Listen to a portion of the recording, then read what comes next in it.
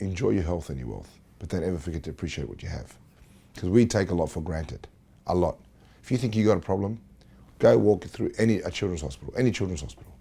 If you can walk out not thinking how lucky you are, then you're not normal. Because if you think you have a problem, walk through the hospital.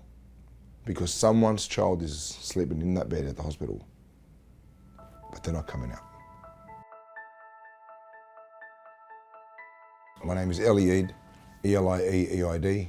Save Our Sons was founded in 2008 after my son was diagnosed with a cruel condition called Duchenne muscular dystrophy. My wife just had an inkling of something was wrong at the age of 1.5 years of age. My son would be walking, but didn't walk as fast as every other son or every other boy.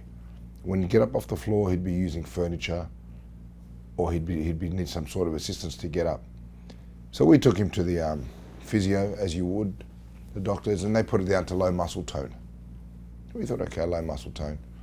Then one day, it was about 1.5 years, I remember it vividly, he was in the backyard, and he was still in nappies, and all of a sudden he was coughing, he was sick, and then he just lied down on the grass, and I said, come on mate, let's get up. And he wouldn't get up. I said, Emilio, let's go, we've got to go inside now. And he wouldn't get up, and I thought, hang on. So he was crying, he was upset. I thought, look, I'll go get him, he's not feeling well. I went to pick him up, and I kid you not, it felt like dead weight. This is a 1.5-year-old, and I looked at my wife and I said, something's wrong. I don't know what it was, but I just said, something's wrong. I have never picked up a baby that felt like dead weight. That was a Saturday evening. He wasn't happy, he wasn't well, it's just something wasn't right. So we said, let's go to the hospital, children's hospital. So I remember we get there at about 8 a.m. at the children's hospital. So as you would know, they did a test on Emilio. They did a second test, they did a triple set, they did his blood test, and they were looking for the CK levels. Yeah. So what we did, while we were waiting for all these tests to be done, doctors were coming looking at me, looking at my wife, looking at my calves, looking at my wife's calves. We had no idea at this point. All I know is that my son's sick and he's not well. And then I remember he sat up, and when he sat up, this is just, I kid you not, 1.5 years, he got up like this, he put his head out like that, and he went like this, and he got up like that. This was 1.5 years, and even the way he got up, it was obvious there was something wrong. And the test results all came back, we were waiting on one. Test results came back, we were waiting on one. We're just going to do one more. Before you know it, the day's over, and we're being admitted. And then you know from that point, this doesn't sound good, this doesn't look good. So then throughout the week, they kept him there for a week, a lot of doctors kept coming and going. So they obviously had an idea or an inkling what it could be, muscular dystrophy. So the blood tests that they did, they came and then explained to us that, look, we think he may have something called Duchenne muscular dystrophy. But the real way to find out, and the only way we could know, is we want to do a muscle biopsy. We said yes. In the interim, my wife's obviously read up on Duchenne, just hoping it's not, and then it became, you know, you could be a carrier of the gene, and then it was, what, am I a carrier? Then it became, does my son have it? Could it be? And then you're sort of second guessing yourself, because now you're starting to play back in your head all those times he was struggling, what was happening. So you're replaying the past for a bit, and you're trying to, you know, match the dots. So we didn't hear anything. Then, lo and behold, about 40 days later, we get a call. As soon as we walked into the room, there was about 4 or 5 people in that room. From your psychologist, your occupational therapist, your physiotherapist, the head of the department, and it was like, you just knew this is not going to be good. Anyway, so they sit us down, and the doctor says, oh, look, let me explain something. This is how the muscle works. There's something called Duchenne, and the muscle breaks down. And my wife said, look, stop. Does my son have Duchenne? By then she had done her homework. And they said, unfortunately, yes. And if I can explain it, at that time, your life pauses. So he was diagnosed 2 days short of his 2nd birthday. So he got 2 newlyweds. We even had a chance to enjoy life. My wife fell pregnant. We had a beautiful baby boy. 1.5 years later, we have run into this unknown. And then 2 days short of his second birthday, we're being told, your son has a life-threatening condition. One nurse told me to take him home and enjoy him while I still have him. She meant it in a good way, but that's so you can appreciate the shock, and then everyone's trying to talk to you. But right now, everyone's become a blur, and everyone's talking, but you're not even listening. You're hearing, but you're not listening. And then I think the ride home was so silent, felt eerie. We didn't know what to say to each other. We didn't know what to talk. We were all I think we were trying to comprehend the news, and we tried to deal with it in our own way. Someone tells you his child's got a condition, and that's only going to cripple him, but it's going to go on to kill him. And right at the moment, we don't have much. We're working on much. There's a lot of things happening. Things are in the pipeline, and doctor told me within my lifetime, we're going to find something. Well, this is 16 years on, and we're not there yet. We're making a difference. We're helping. Quality of life is changing for the better. Steroids allowing our kids to walk longer and live longer for the ones that can take steroids, but the quality of life isn't the best quality of life. But we run with the punches, hanging on to hope. But what people don't also realise is there's a ripple effect within the family, because the focus is on the child or the young man or the boy. The siblings, some siblings are feeling left out. You went from a normal family. Then all of a sudden, something happens. Adversity hits home. Focus falls on the person who needs the support and the help, which is normal. Unconsciously, because you're so focused on that one child, that the other child or children start to feel a little neglected. So these other siblings just want the norm. Some don't want to talk about it, some are good to talk to about it, some just want to, they'll escape just to find a norm in their life.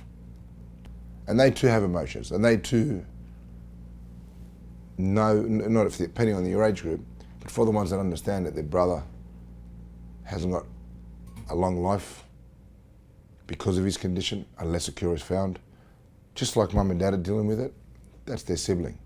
So how do they deal with it? We've got it, we're adults, we're more mature, we're understanding more, we're trying to play the rock, we're trying to be the support base for everybody in the house. Sometimes we lose track because the person that needs our attention gets our attention, and indirectly we're leaving the others off, or we're snappy at the other kids, or we haven't got time for them right now, and it's like their whole world, their whole dynamics, family has just changed. So it's bigger than just Duchenne, it's bigger than just having a diagnosis, because that diagnosis will change your life, will change your child's life. And it's now this parent is dealing with a diagnosis of their child and playing carer. Then they've got to play super mum or super dad to ensure that the siblings aren't falling apart, and you're trying to hold this whole dynamic together, and you're only human yourself and you can only do so much. So the sad reality is, here's a family, normal family one day, and tomorrow, just through a diagnosis, it changes everybody's life. And some people manage to hold it together well. There'll be some cracks in the system. You get some hurdles along the way. People overcome hurdles, family dynamics, etc. And then it begins, the extended family starts to get involved. And then the friends. Because then you'll find some of your friends and some of your families get it, but they don't. And they'll make comments and you think, you serious right now? But they don't mean anything ill towards you or towards what they're saying. In their mind, they've got great intentions. And they're trying to say, look, give yourself a break, get out, do this. But let me tell you, as a parent with a child with a condition, you don't know, from that point, you don't know how to shut shop. It's impossible, because it sits in the back of your head, it's in your subconscious, your heart, you're operating on a cracked or a fractured heart. You know, you've been told your child's got a condition that's going to kill him. So your child's still alive, but you've got this sense of mourning, which is wrong, but it's the truth. And you're trying to remain optimistic, and no parent's ever going to give up on their child. What will happen is, it'll change your perspective on life, your perception on life, and it just makes you even more hungry to fight for your child, and you'll do whatever it takes to make sure, irrelevant of the condition or the diagnosis, you will continue to fight for your son's life. We don't see, when the doors are closed, mum's tears. We don't see dad's struggles when no one's around. Dads want to talk, but dads don't know how to talk. That's one of the biggest issues we are having back home as well.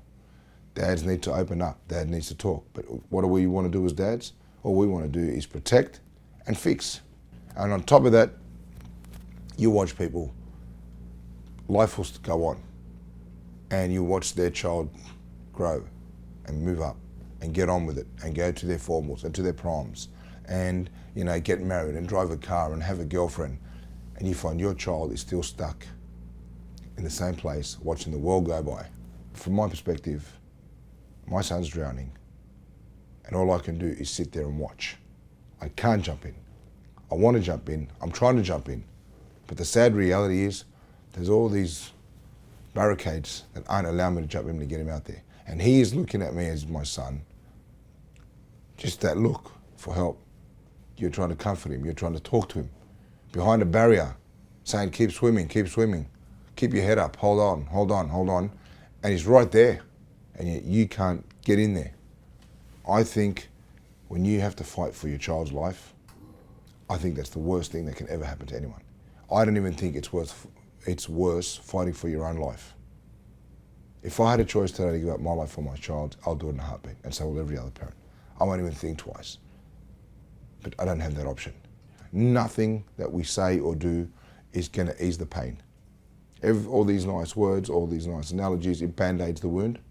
All the support and the love you get band-aids the wound. But sometimes it's just one thing can trigger, you know, a tsunami of emotions that you've been bottling up inside as a parent. You try to be the rock, you try to be the father, you try to be the friend, you try to be the support base. And on top of that, you live in a world where we're all in a rush to go nowhere. Every single one of us is in a rush to go nowhere. What I say to people, in life, there are no problems. Everything in life is a hurdle. The only problem that you can actually call a problem is your health or the health of a loved one, because it's out of your control, and that's a problem. The hurt, the pain from the day of his diagnosis is still there, and I think as he gets older and I see the decrease in his ability and this thing taking over his body and his frustration, then I see how it affects my family dynamic. This pill's getting harder and harder to swallow, and the stress levels are higher and higher, and you feel like the weight of the world's on your shoulders, and it's bad enough you're dealing with that and you can't breathe, and it just keeps coming up and up and up, and at some point the wind's going to be taken out of its sails. And that's a sad reality, because it's not in anyone's control. Everyone's doing and playing their role and doing their part, but you can't control what hand you've been dealt. All you can do is play that hand. How you play that hand is up to you. That's the only way I can say that. Every time we hear about new potential therapies, new potential drugs, new research that's happening, our hopes, our level of excitement goes through the roof. And because what's happened over the years, you get your hopes up, and the sad reality is 9 out of 10 trials will fail. But at the time, we don't know. What it does at the time is we know that it looks good, it sounds good, there is hope. So naturally, as desperate parents or people who are vulnerable and really looking for that cure, if you like, we're automatically focusing on the hope, which is great, the potential, which is great. And then what we find over the couple of years, anywhere within the 2 to 5 year mark, that trial no longer is around, or it hasn't been as successful as you think, and you get sort of deflated. Then something else pops up and you're up, then you get deflated. So then you're on this roller coaster of emotional roller coaster of hope, potential, didn't work. Hope, potential, didn't work. And then you get to a point where you're not interested anymore. You get to a point where I've heard it all. It's like, let's just wait for it now. It's happened that many times. I think you just build this mechanism, defensive mechanism, where you don't allow yourself, you'll always be hopeful, but to get too hopeful. And I think that's what happens, especially with all the new stuff coming out. because we're always looking and we always want something. And it can't come fast enough. Every parent would love to have the opportunity to make a decision to get their child on a trial. Any trial. If you're telling me this diagnosis, it's 100% mortality rate, then I would get him on anything to try and make it happen. But at the same token, that's not the right answer, because if I get my emotions be the judge, I'm getting him on anything. We need to stop and we need to think that safety first, and if something happens to him, like I said, I probably couldn't forgive myself thinking, I rushed it, I could have waited, did I really have time? But in other cases, there are people that don't have time and have nothing to lose. And you know what?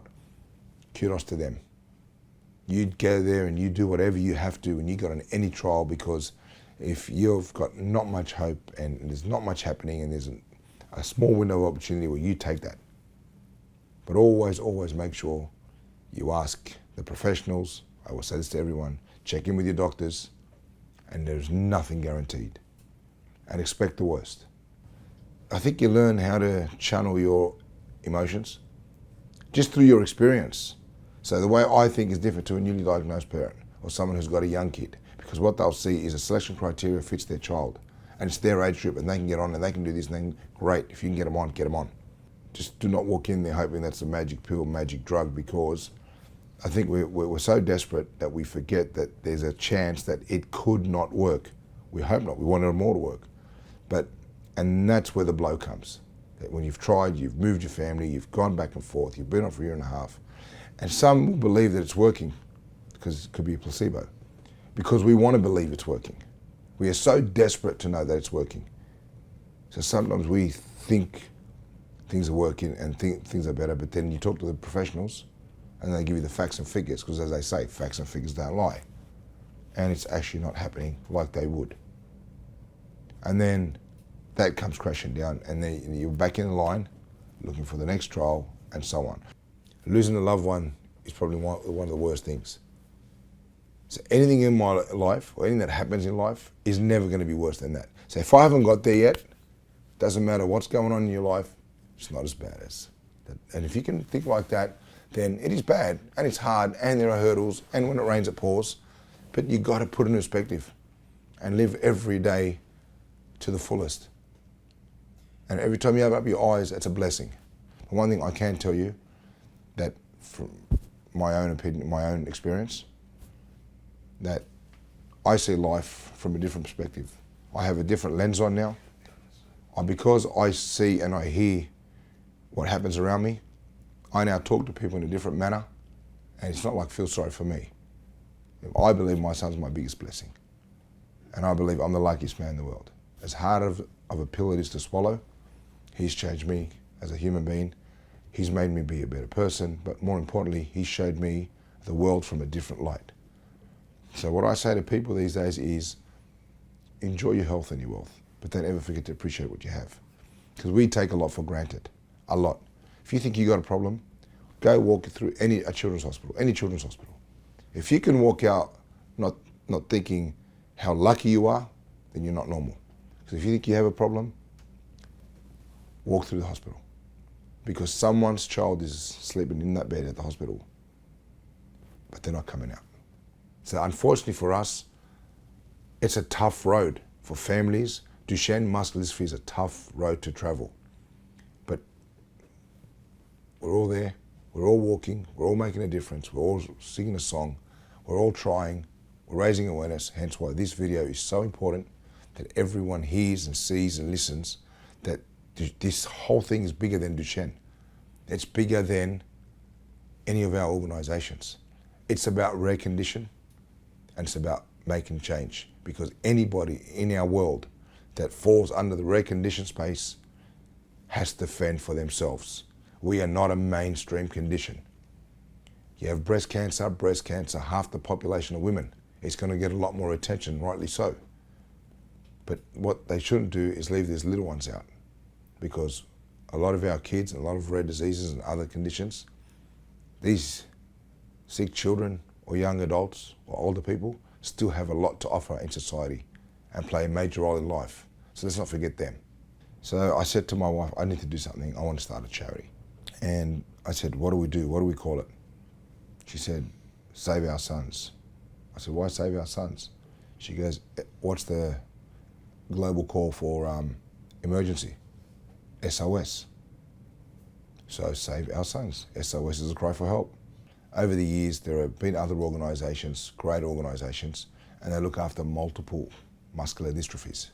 But we're Duchenne specific, and now, as times evolved, the literature's changed. We say Duchenne and Becker muscular dystrophy. It just became more and more obvious that it's bigger than just my son. What started out as my fight for my son has become our fight for all our sons. So I started to meet families, boys, and then it just, from there and there, I just thought, wow, this is bigger than Ben-Hur. And then I would be reaching out to anybody or everybody that's been before me. And they would come and explain and give me their time, and God bless them. Because once you get that diagnosis, I think you automatically find a new community. I call them a family, because we've become family due to unfortunate circumstances. But we all get it. We're all in the same boat. We've got the same heartache. We share the same pain. And they don't need to say much for us to understand exactly what they're going through. So as that happened and it grew, Save Our Sons went from just raising awareness and fundraising so we can fund any research we can get our hands on, to funding nurses, funding equipment for our children, and continue to fund research here and across the globe. We've been tackling this now, well, I've been around for 15 years. The charity's been around for 15 years. And we're heavily involved in just about anything and everything to do with Duchenne, in the science world, in the research world, even as far as the other side of the coin or the equation with the political world, with the hospitals. But, mate, it feels like we're 15 years on and we're just on this broken record that keeps going round and round and round. I can honestly say that all of us are making a difference in one way, shape or form, but we have not made real change. And the reason being is because there's so many of us that are all screaming out and so fragmented, it's not funny. We need to be one united voice so the world can hear. Doesn't matter what government is listening, but what pharmaceutical companies are hearing. If there's one loud cry or a shout out and there's a lot of support, then they're really going to know there's a serious issue here. Because it's not easy to run an organisation. It's not easy to run it and also watch what unfolds before you, because here you are, you got two hats on. You got mum and dad hat, and then you've got the founder's hat. And you're on one side of the equation, you're seeing your child deteriorate. You're trying to save their lives. There's multiple scenarios happening in your life. And then you go out there to do the real thing and the good thing and try your best. And so many doors will close in your face. And so many people are going to disappoint you. And that hope that you have diminishes. And then you got to go back home and watch that same child deteriorate, knowing what you also know and what happened today and what you just saw. You're trying to keep the two apart, and you got to play dad when you're at home. And then you got to get back to reality and keep digging and fighting in the trenches and hustling and advocating and pushing and do whatever it takes. If you want a reality check, start a charity. Because what you're going to find is that the people that you knew and were there for you will no longer be there. Not all of them. And the ones you never expected to be around will be there. So you make a lot of new friends. It's rewarding, but it's heartbreaking. So it's like I said, Save Our Sons started in 2008. We're in 2022 now. We're making a difference, and I say that every day proudly, but I'd still feel that there hasn't been real change, because the three hurdles are the system, too many regulations, too many governance, too much red tape and processes. You got your hospitals who are doing the best they can, but the reality is hospitals care about their balance sheet. And then you've got your pharmaceutical companies who need our kids, but we need them as well. The sad reality with the pharmaceutical companies is they've got a lot of investors and they need to get return on investment. So for them, they need to come up with a product that's going to bring back the dollars, which I understand. Without money, you can't make a product. So it's understandable. It's just hard to see how the system works, because that is the process. There's no right or wrong here. You got your politicians who want to help, but I'm sorry, most care more about their limelight and their votes than they do about my son and your brother. That's just a sad reality. But they're the three people, the three elements, key elements, or the three main ingredients where change is going to come. It's our hospitals, it's our pharmaceutical companies, and it's our politicians. And when they can communicate and make it a smoother path for all of us that are really trying, that are making a difference, then change is going to come. But until then, you're going to get little fragmented change. Because, as my mother would say, one hand doesn't clap on its own. We need anything. We're running out of time. Time's of the essence here. And you've got your time, not from what they tell you it's going to happen. It's you're watching deterioration and you're trying to stop, first and foremost, your kid from stop walking. Then that happens. That's a heartbreaker in itself. And then they start to deteriorate from that point on differently. And then you're trying to slow that part of their life down. And in the interim, you're looking at anything and everything, and we've still got a chance. First it's, let's save their legs, let's keep them walking. Then it's like, now they're deteriorating and they're having these complications. We now have to fix all these little problems that are now occurring that we didn't have earlier. And then we're looking at anything. Then you went from looking for something for their legs to heart and lung functionality, and you don't care about the legs anymore because you've got no more choice. It's taken out of your hands, and now you've gone to fighting for their life. So it comes in waves and different stages, and at the same time we are so desperately looking. But the sad reality is as good as science is, and it is making a difference, which is good, but it's not good enough. We are fighting an uphill battle.